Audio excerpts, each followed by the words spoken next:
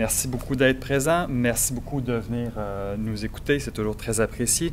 L'objectif principal de la présentation, en gros, c'est de montrer comment les efforts peuvent être faits pour valoriser les contenus de recherche comme ceux-ci. Mais aussi, il y a un objectif un peu plus spécifique qui est de vous montrer un exemple de situation où une recherche mène à de la valorisation, mais parfois par un intermédiaire d'une phase préparatoire à la valorisation. C'est pas toujours directement un passage rapide. L'objectif de la phase 1, comprendre l'activité, documenter les moyens de prévention et identifier les pistes prometteuses de réduction des risques.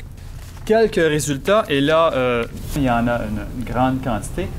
Dans le fond, ce qui était important, c'était de présenter, de bien identifier les principaux facteurs de risque et de bien montrer comment les gens vont développer un ensemble de savoirs, de prudence, de moyens, de mécanismes, de stratégies de prévention pour réduire ces risques-là. Et en cours de route, l'équipe de recherche a réussi à en faire une liste, plus d'une quarantaine de ces savoirs, ces stratégies-là. Le hic, c'est qu'on ne peut pas valoriser toutes ces stratégies-là. Ça nous ferait un document de valo qui serait presque plus important que le rapport lui-même. Alors, il a fallu se pencher sur trouver une façon pour en arriver à une liste plus réduite qui pourrait permettre plus facilement une valorisation.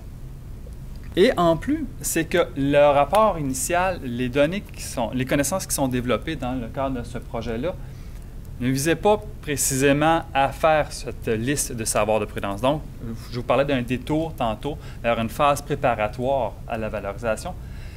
C'est ce qui a été fait. Donc, l'équipe souhaitait valoriser ces savoirs de prudence, mais d'abord, il fallait en valider le contenu avec nos spécialistes, que sont les membres du comité de suivi. Je vais prendre quand même quelques secondes pour revenir sur la composition de ce comité de suivi, qui était très riche, et vous allez voir pourquoi. On avait d'abord des représentants d'associations de pêcheurs, que sont l'Association des pêcheurs propriétaires des îles de la Madeleine, la PIM, le regroupement des pêcheurs propriétaires du sud de la Gaspésie. Par la suite, on parlait que c'était un secteur qui était fortement réglementé, donc on avait aussi plusieurs intervenants de ces organismes gouvernementaux qui font de la réglementation, soit la CSST, Transport Canada, Pêche et Océan Canada.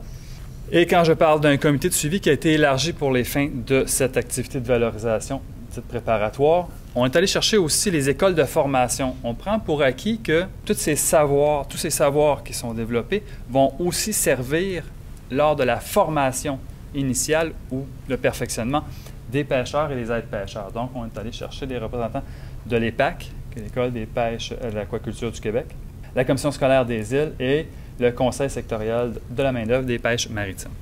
Donc, c'est vraiment un comité riche.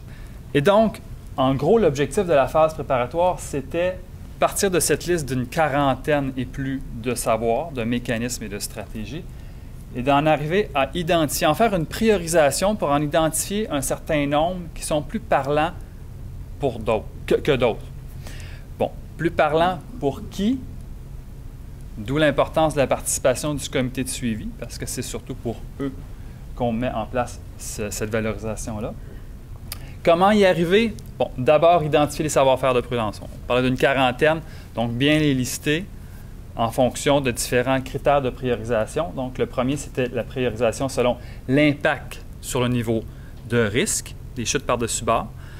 Par la suite, prioriser selon la possibilité d'intervenir, parce qu'on a beau dire on peut agir sur le niveau de risque, mais si on ne peut pas intervenir, on prenait l'exemple de la météo tantôt, c'est difficile d'intervenir sur Dame Nature.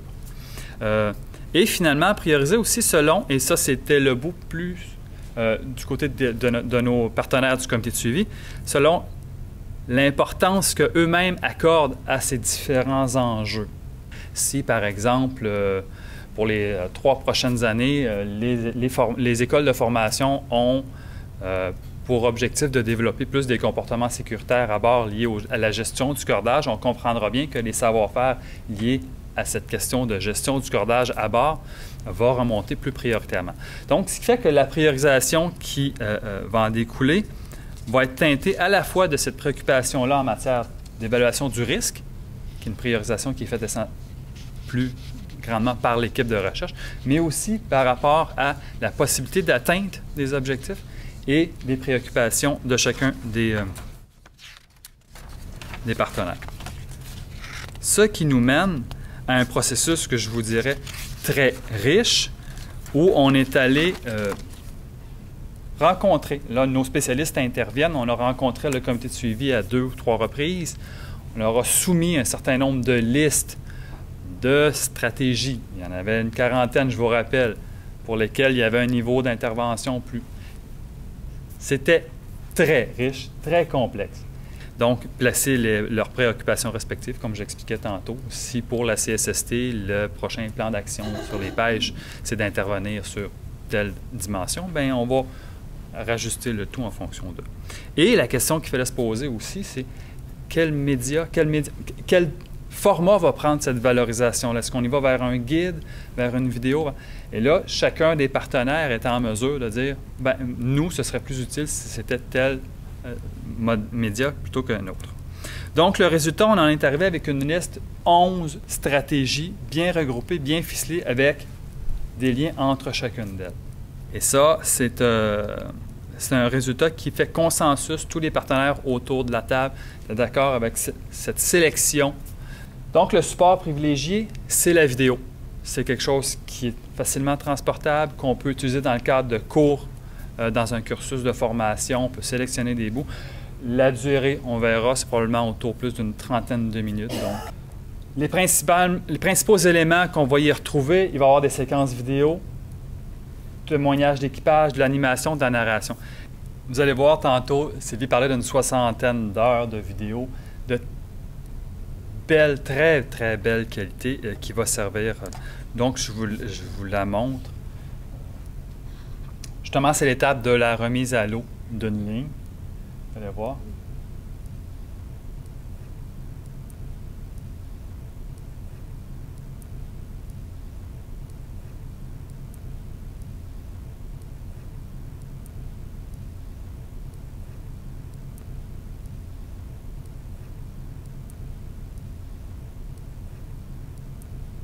Donc, il y a des dizaines d'heures comme ça d'enregistrement dans lesquelles on va puiser pour aller monter une vidéo qui va mettre en lumière. Par exemple, celle-ci, on pourrait l'utiliser pour le type d'aménagement de la table avec une forme de gouttière ou un goulot qui permettent de déposer le cordage, le fait de ne pas avoir de cordage au pied qui facilite, la vitesse qui est relativement lente pour faire une mise à l'eau qui est plus sécuritaire.